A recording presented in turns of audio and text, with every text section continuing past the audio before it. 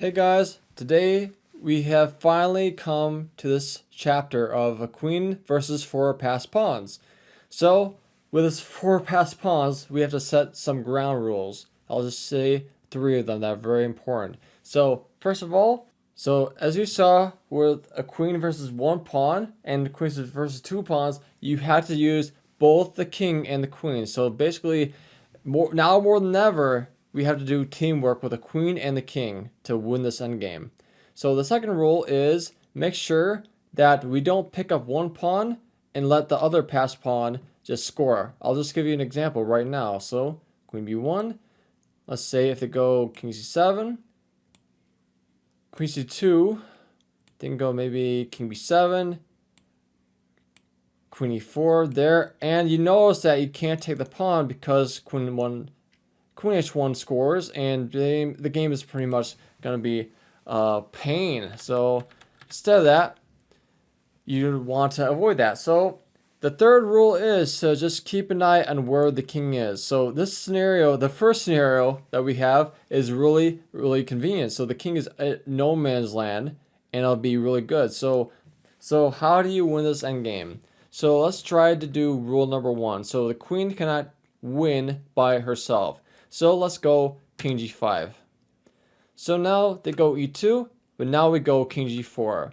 And now we're going to see after g2, we're going to have rule number three. Where is the king? The king is in a vulnerable spot. So queen h2 check means that we can win the game easily. Just going back to h2 and pick up all the pawns.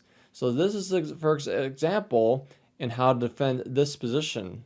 So now this one.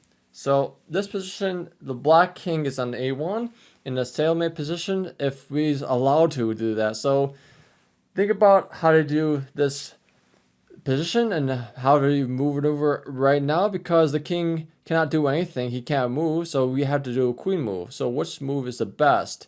I recommend here to basically, he's in a forcing move sort of state with a queen on the b file. So the move that I recommend is queen b6. So now they go f2. They have to go f2. We'll take the pawn g2. They have to go queening f1 or just promoting. I'll take the queen. They have to go d2. Now we have to go king e2. That'll be really essential to win. So they promote. The only move. Queen takes the queen. King b2. Now we're going to go king d3. So they're going to allow promotion. Oh my. But after we do a lot of them promote, we go queen b6. So I think that the most trying line for a black is king c1. So now after king c1, I really like this queen c5 check. If they go there, we obviously see this checkmate coming. But they have to go another way, so king b2 or king b1. So king b2 is going to be met by queen b4 check, king a2, and now we have this lovely move, king c2. And no matter where that queen goes, it'll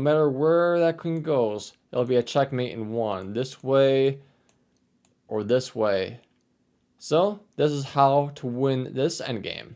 So this is the final scenario, which is the most difficult one for this lesson.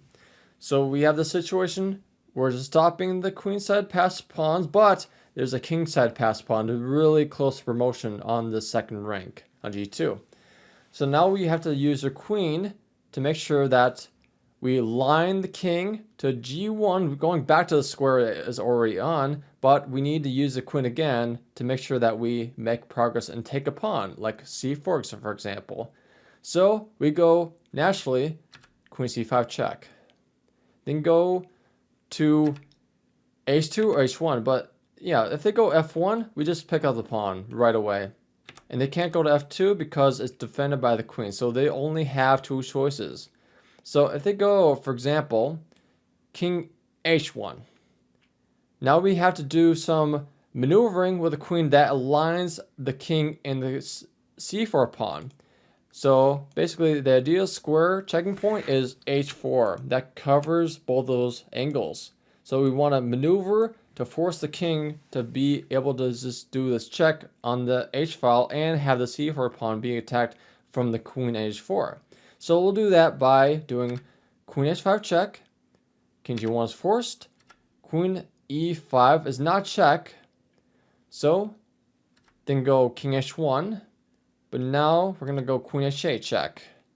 They have to go back. Then we're going to go queen f6. Really odd, but it's forcing the king to go the h file again. But now there's a setup. Queen h4. King g1, take it down c4. So now let's see if you have a question like, do they have to go to h1? Let's say they go to f1. Then we have a move like queen f4 check. Queen f4 check, and they say, okay, I don't want to go to g1 because queen takes d4, so king e2. But now king e2 runs at that, but they can do, okay, what about king e1? Now we're going to have this queen d4 move, blocking the pawn.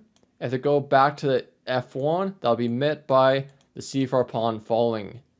This basically concludes why king h1 is not good, but now king h2 is a better move, more trying, but we have to have this sort of basically maneuvering the pieces to do the same exact thing as king h1. So queen e5 check. So king h1 is going to be leading to the same thing by queen h8 check, there, and queen f6, just like before.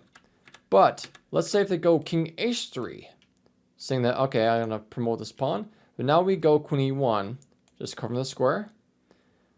King h2, try to promote the pawn, but now we go queen h4, the ideal square to fork the king in the pawn on c4. And that is the 4 passed pawns versus the queen endgame that I have presented to you. So if you want to see more examples of these endgames, or you want to see a queen versus 5 or 6 pawns, leave it in the comment section below, and I'll see you in the next video.